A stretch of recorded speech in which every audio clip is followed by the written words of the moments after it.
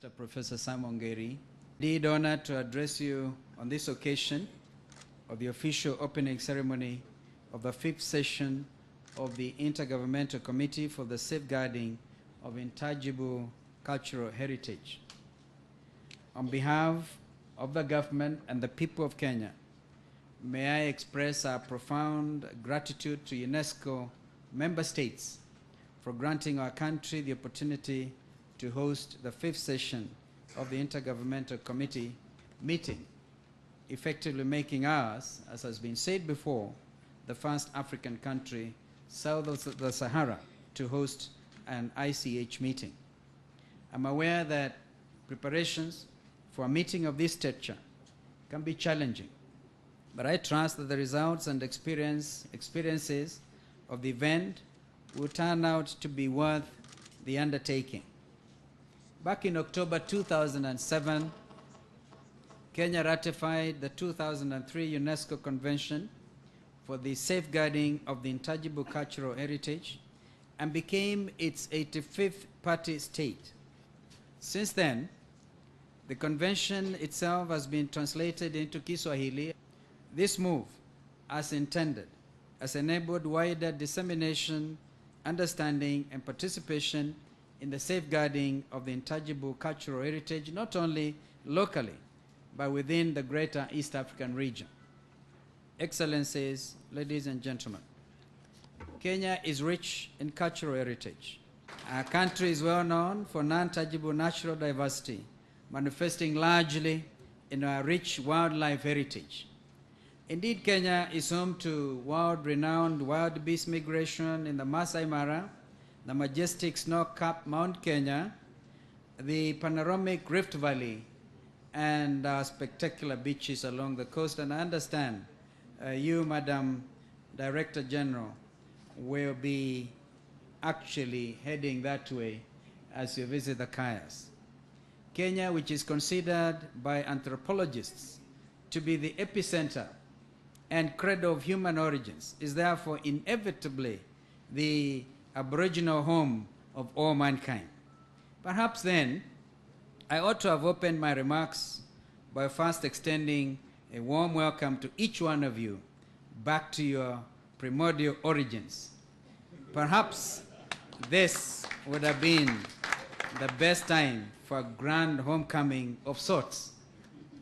On a more serious note, I recommend that you find time to visit the National Museum of Kenya, and the director himself is in this meeting, director for Kenya National Museum, where the world's most complete hominid skeleton is on display.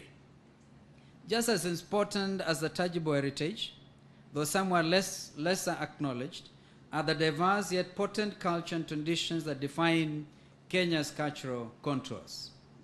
These are clearly evident in our wide repertoire of music, song, and dance, as well as tales, legends, fables, idioms, and riddles, and also in our cuisine, our dress, our costume. Above all, there is a whole legion of unsung traditional practices pertaining to traditional religious observances, births, initiation, marriage, death, and life thereafter. It is instructive to note that embedded in this intangible cultural heritage of our people is expression of important social sensibilities such as respect, dignity, integrity, honor, and other values that are inculcated into the body morality of the Kenyan society. Kenya is therefore honored to host this forum that I believe will rekindle the place of intangible cultural heritage in national policy formulation. The opportunity to redress intangible cultural heritage and to bequeath it the status of a quote national capital, as it were, could not have come at a better time for Kenyans.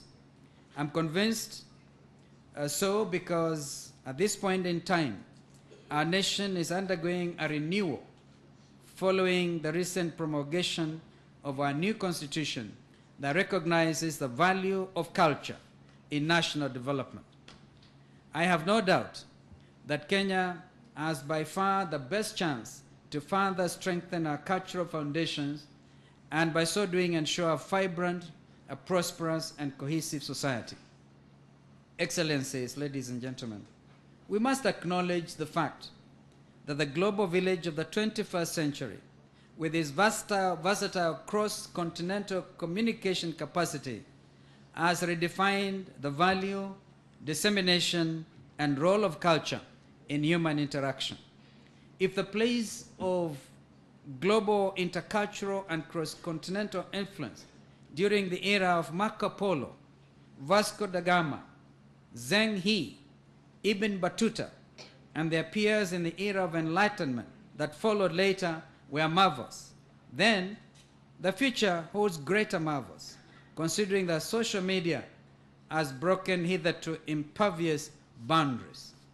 The emerging cross-continental communication opportunities provide an unprecedented platform from which to share value systems, cultures, beliefs, and traditions of people right across the globe. It is now upon you to give the content that will be shared, both implicitly and explicitly, the texture of universality, application, and relevance in a world heavily dominated by Western socio-cultural influences. Further, international conventions that guide preservation of heritage demand uniform application of adherence.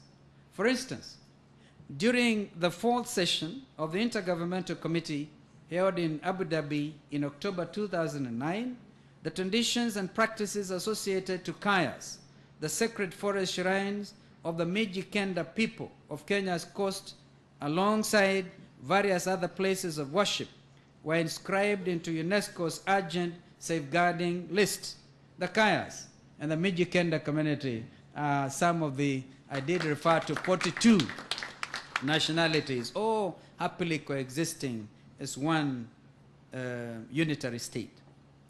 That move effectively made Kayas, previously a local affair, a feature of global importance. And that, I think, is why Her Excellency, the Director General, has opted to go and see for herself what Kaya is all about.